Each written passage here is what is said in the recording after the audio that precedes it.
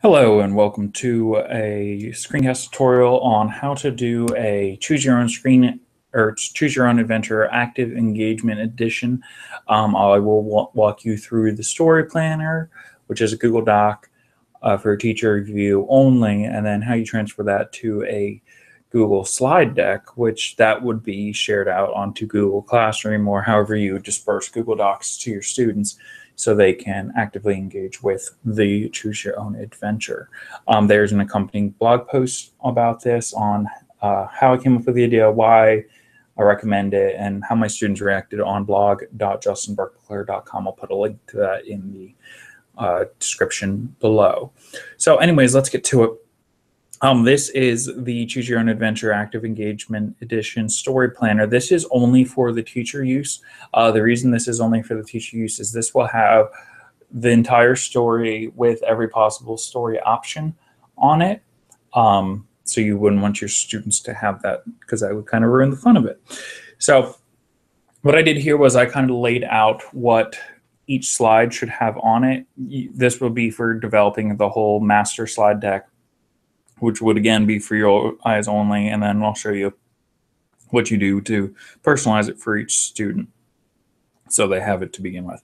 I did get this original template did come from Sylvia Duckworth, and then I did adapt it to be for this. So thank you, Sylvia, for sharing that out there, and I wanted to give you credit where credit is due. So slide one would just have an intro slide with some directions. I will go through the actual slide deck template then. Slide two would have the title of the story. Slide three would have the opening of the story.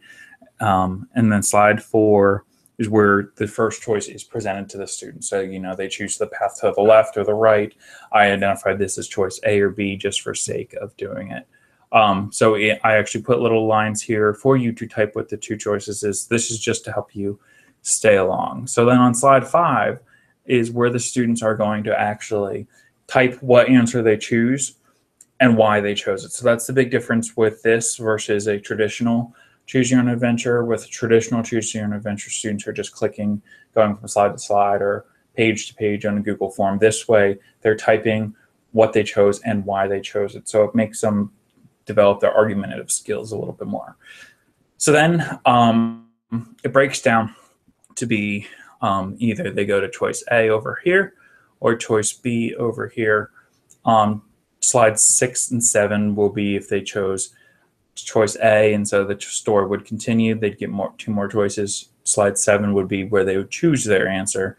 I called those 1A and 2A just to keep it consistent. And same thing on slides 8 and 9. It's just if they would have chosen choice B instead of choice A. So it breaks down from there. Each time the boxes get smaller and smaller because they have more and more choices. So, you know, 10 and 11 would be if they chose the first choice after their choice, so on and so forth.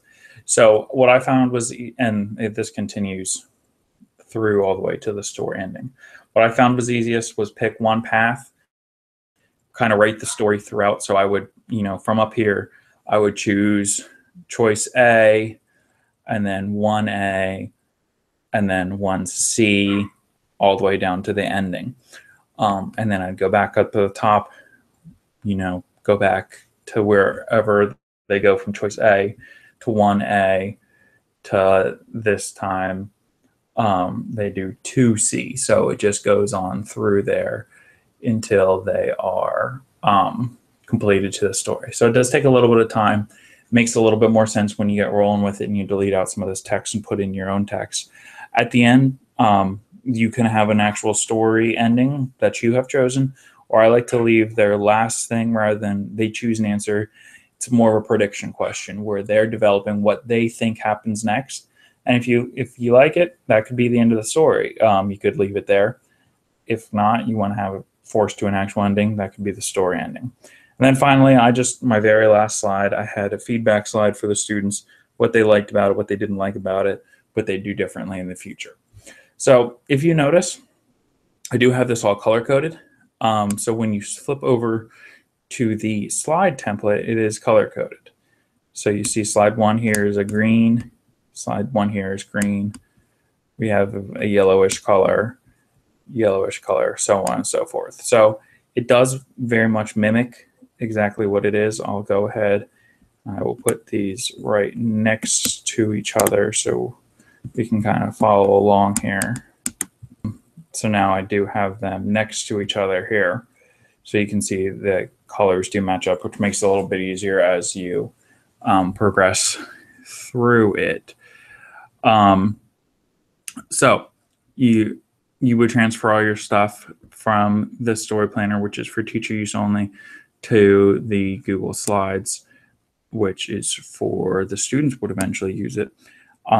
You paste in every single thing all the way through to the very end, which is the feedback slide. And then what you're going to do here is you will do File, Make a Copy. And so I generally have the original one called Master, and then let's call this one for Students. And you are going to, once it's done copying, you're going to go and delete out every single slide except for the first 5 slides. The reason being is so the students only have what they need to start the story, and then you'll be pasting in individual slides later. I will do Control A to select all my slides. And then I will unselect the first 5 slides. So they have just what they need. On slide 6, I do have a message to delete that. So now that I have the first 5 slides unselected, now I can just press delete. Now this is what would be shared onto Classroom. So what happens is, let's say the students choose whatever choice A is. I would go back to my master here, and I would say this is choice A, and I would copy slides and go in here and click and paste in the slides. Then you do that for each choice. You go along until they're all complete. So that does conclude exactly how this would work on Choose Your Own Adventure Active Engagement Edition.